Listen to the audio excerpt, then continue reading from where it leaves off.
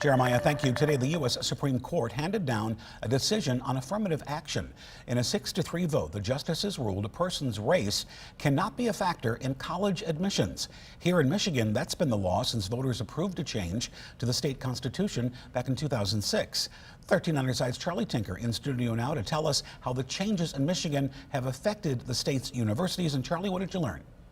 Well, Kirk, good evening to you. The state's major public colleges stress they have tried to keep their campuses diverse in a number of other ways with initiatives and outreach, but more than a decade into this experiment, the numbers tell a story.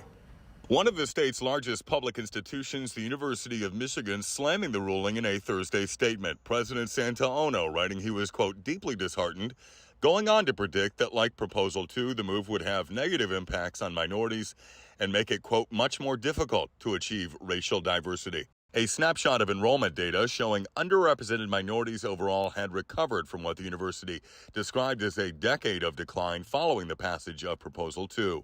At 15% of the total, those numbers do show improvement over 2006 when it stood just under 13%.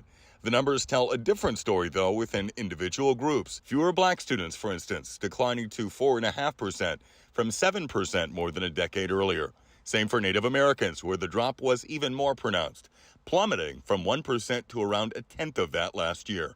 Only the Hispanic population saw gains. Bans tend to reduce the number of underrepresented minorities. Kathy Mitchellmore is an associate professor at the Ford School of Public Policy. The thing I would look to kind of longer term is looking down the road at college completion rates. And does this ban on affirmative action actually result in fewer students getting higher degrees? Another statement from Michigan State University, quote, carefully reviewing the ruling also.